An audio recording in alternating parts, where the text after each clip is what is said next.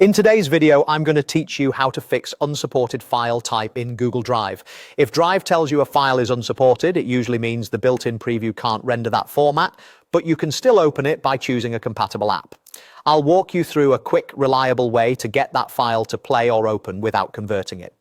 This approach works for videos, audio, Office files, and other formats that Drive can store but can't preview natively. Open your browser and go to Google Drive Home. Sign into the account that has the file. If your drive is crowded, use Search or Recent to find it. Click the file that shows the unsupported message. Selecting it highlights the row or tile so you know you're on the right one.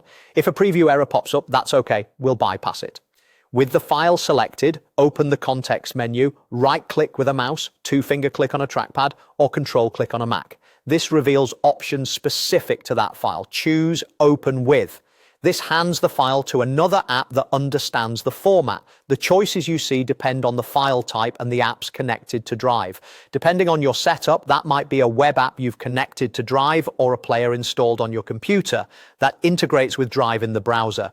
If you see a supported player in the list, select it. For media files, pick a video or audio player. On Windows, you may also see Windows Media Player Legacy. Choosing it launches the classic player, which handles many older formats. The first time you use a new app, you might be asked for permission. Allow it so the file can open. After you choose the app, the file opens in a new tab or in the associated player, and you should be able to view, play, or edit it normally.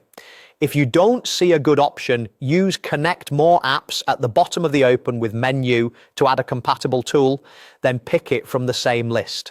And that's it. Anytime you hit an unsupported file in Drive, remember to right-click Open With and select a compatible player. It's a simple workaround that saves you from converting or downloading copies you don't need.